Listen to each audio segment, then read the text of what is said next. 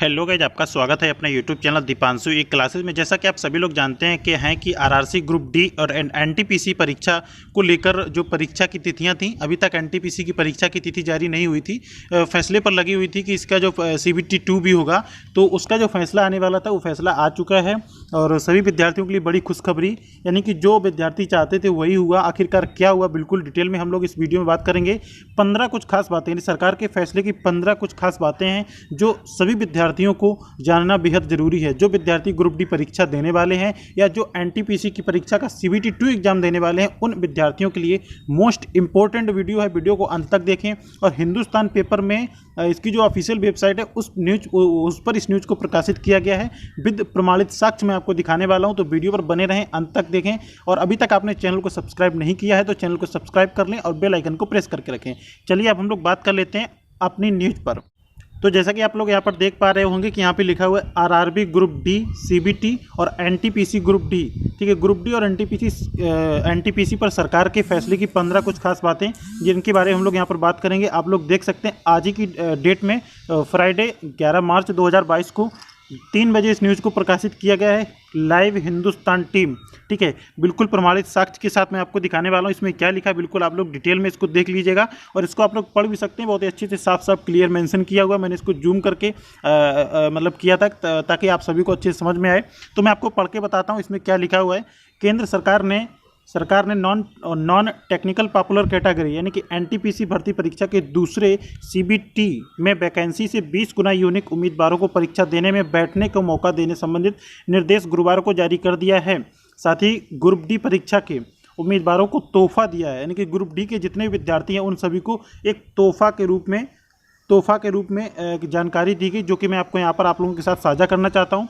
इनकी 2 की बजाय, देखिए यहाँ पे साफ साफ मेंशन किया हुआ, इनकी 2 की बजाय एक ही परीक्षा देनी होगी। यानी कि ग्रुप डी के जितने विद्यार्थी हैं उनके लिए खुशखबरी। जो अभी तक बताया गया था कि इसकी 2 परीक्षाएं होंगी, बीच में अभी न्यूज़ आई थी, मैंने वीडियो भी आपको बना के दिया था ताकि सभी को इसके बारे में अपडेट भी करवाया था। तो अब एक नई अपडेट निकल कर आई। इसकी जो परीक्षा होगी 2 की बजाय 1 परीक्षा होगी, बिल्कुल ऑथेंटिक, बिल्कुल। अब आप लोग खुशखबरी है सभी ग्रुप डी के विद्यार्थियों के लिए। अब आगे देखिए क्या लिखा हो, उसके बारे में भी हम लोग बात कर लेते हैं। यहाँ पे लिखा ग्रुप डी के उम्मीदवार को कंप्यूटर आधारित यानी सीबीटी 1 परीक्षा देनी होगी। पहले सीबीटी 1 और सीबीटी 2 दोनों देने का प्रावधान किया गया था। ठीक है, पहले सीबीटी 1 और सीबीटी 2 दोनों देने का प्रावधान किया गया था। गौरतलब है कि रेल मंत्री ने इस मसले को सुलझाने के लिए 5 सदस्यों की उच्च स्तरीय समिति का गठन किया था। समिति की रिपोर्ट के मिलने के बाद सोमवार को बैठक में उक्त फैसला लिया गया। ठीक है, जो फैसला लिया गया वो यही था कि अब जो इसकी परीक्षा होगी वो 2 की बजाय 1 ही परीक्षा करवाई जाएगी। सीबीटी बेस्ड परीक्षा होगी, आप सभी लोग जानते हैं। अब देखिए जो मैंने बताया 15 कुछ खास बातें जुड़ी हैं जो NTPC CBT 2 and group D परीक्षा से रिलेटेड हैं। तो यहाँ पर फर्स्ट मैं आप लोगों के साथ पहले साझा करना चाहता हूँ क्या लिखा है इसमें। एनटीपीसी भर्ती, ठीक है, गैर तकनीकी लोकप्रिय श्रेणी के लिए दूसरे चरण के कंप्यूटर आधारित टेस्ट सीबीटी के लिए वेतनमान स्तर के अनुसार 20 गुना उम्मीदवारों को शॉर्ट लिस्टेड किया जाएगा। ये उम्मीदवार यूनिक ही होंगे, यानी कि जो सीबीटी 2 परीक्षा होगी उसमें 20 गुना उम्मीदवारों को बुलाया जाएगा। अब देखिए आगे क्या लिखा हुआ, सेकंड पॉइंट पे क्या लिखा हुआ है। सेकंड में लिखा है एनटीपीसी में भर्ती के परिणाम के पहले से ही योग्य घोषित किए गए उम्मीदवार योग्य बने रहेंगे। एंड थर्ड पॉइंट है एनटीपीसी भर्ती में चयन किए जाने वाले अतिरिक्त उम्मीदवारों की सूची प्रत्येक वेतनमान स्तर पर अधिसूचित की जाएगी। आगे देखिए क्या लिखा हुआ है।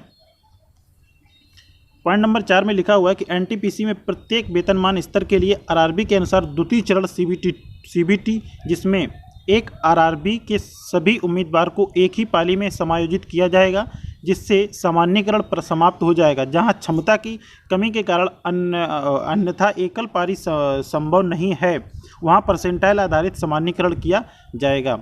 आगे देखिए क्या लिखा हुआ है, सारी की सारी मैं आपको बताने वाला हूँ। जो 15 पॉइंट है, RRB group D CER RRC में सिंगल स्टेज परीक्षा होगी, कोई दूसरा चरण सीबीटी का नहीं होगा। ये ग्रुप डी के लिए है, जो ग्रुप डी के विद्यार्थी हैं उसमें साफ साफ मेंशन किया हुआ है कि इसकी सिंगल परीक्षा होगी और इसकी कोई परीक्षा नहीं करवाई जाएगी। आगे देखिए 6 पॉइंट पे क्या लिखा है। लेवल 1 के लिए आरआरसी के अनुसार सीबीटी आयोजित किया जाएगा। यानी कि इसकी ऑनलाइन CBT बेस्ड परीक्षा होगी। प्रत्येक RRC में पाली की संख्या को कम करने और परीक्षा प्रक्रिया को तेज करने के लिए अधिकतम उपलब्ध क्षमताओं उपयोग करने की सिफारिश भी की गई है। आगे देखिए लिखा हुआ परसेंटाइल के आधार पर सामान्यीकरण, जो सरल समझने में आसान का उपयोग उन जगहों पर किया जाएगा जहां पालियों की संख्या 1 से अधिक होगी। यानी कि सामान्यीकरण जो आप लोग जानते हैं कि परसेंटाइल के आधार पर किया जाता है, नॉर्मलाइजेशन। ठीक है, आगे देखिए ग्रुप डी में लिखा हुआ, ग्रुप डी के लिए विभिन्न पदों के लिए भारतीय रेलवे चिकित्सा नियमावली में निर्धारित चिकित्सा मानकों का उपयोग किया जाएगा।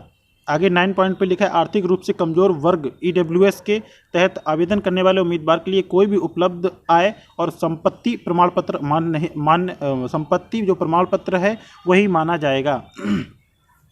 आगे देखिए NTPC भर्ती के सभी वेतनमान स्तर के संशोधित परिणाम अप्रैल 2022 के पहले सप्ताह में घोषित कर दिए जाएंगे।